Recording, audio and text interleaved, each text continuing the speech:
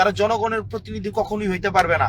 এবং সে, আপনারা দেখেছেন কি পরিমাণ নগ্ন ভাবে তাকে আবার প্রার্থী বলছে আবুল কালাম আজাদ যে একটা কলা গাছকে আমরা দাঁড় করাইছি, আমরা একটা কলা গাছকে দাঁড় করাইছি যাতে করে সে কথা না বলতে পারে, কোনো কিছু না করতে পারে।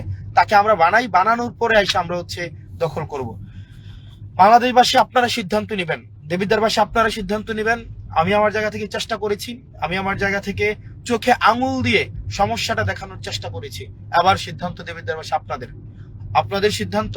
কারা তাদের বিপক্ষে ভোট দিলে তারা কারা বাড়িতে আগুন ধরিয়ে দিতে চেয়েছে, কারা আওয়ামী লীগের সাথে, আওয়ামী লীগের খুনি এমপির সাথে আতাত করে ক্ষমতায় যেতে চাচ্ছে এবং একটা কলা গাছ হিসেবে ক্ষমতায় যেতে চাচ্ছে, কারা আওয়ামী লীগের সাথে লিয়াজু করে এখনো পর্যন্ত আছে, কারা দেবিদ্বারের বিএনপিটাকে বিক্রি করে দিয়েছে নিজের স্বার্থে, সেটা আজকে আপনারা সিদ্ধান্ত নেবেন।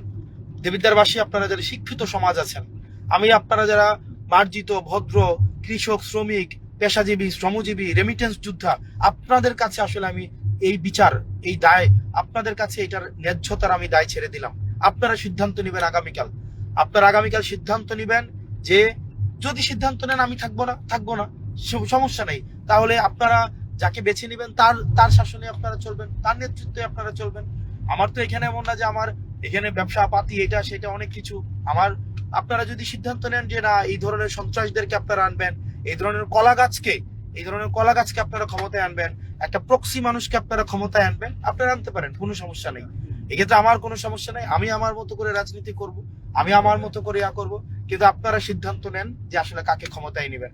আমি সবাইকে ইনক্লুড করতে চেয়েছি এখানে, যাদের আপনারা আজকে একদম প্রমাণটা পেয়েছেন, নিজে প্রমাণটা পেয়েছেন। দেবিদ্বারবাসী, দেবিদ্বারের মায়েরা আমার জন্য যেভাবে রাস্তায় নেমে এসেছেন, আপনারা দেখেছেন যে দেবিদ্বারের মায়েরা কিভাবে আমাকে হেল্প করেছে। একই সাথে কোথায় টাকা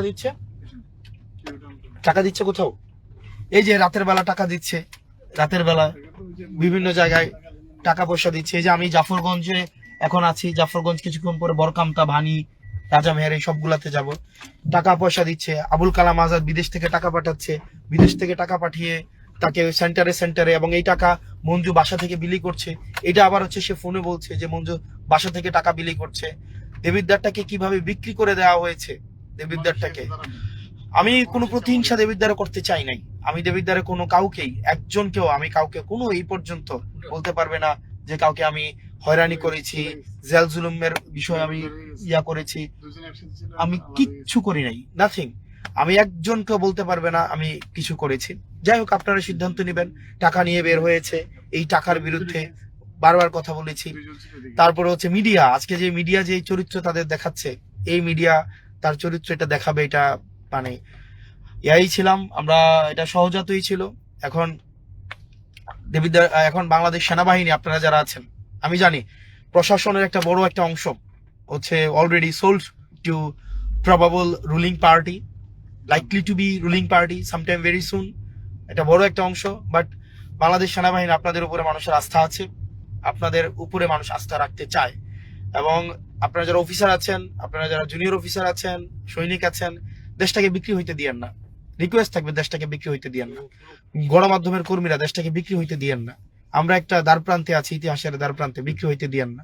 আপনারা দেখেছেন হাসনাত আব্দুল্লাহকে ঠেকানোর জন্য, আমাদেরকে ঠেকানোর জন্য আওয়ামী লীগ, বিএনপি এখন এক হয়েছে। আপনারাও সেই স্রোতে যদি তাল মিলান, দুঃখ থাকবে না। মারা যাব, জেল জুলুম হবে, নির্যাতন নিপীড়নের মধ্য দিয়ে যাব, মারা যাব। মানুষ তো মারা যায়, মানুষ কি সবাই বেঁচে থাকবে? আমরা দুনিয়া থেকে আমরা সবাই বেঁচে থাকবো, চিরস্থায়ী ভাবে বেঁচে থাকবো? চিরস্থায়ী ভাবে তো বেঁচে থাকবো না।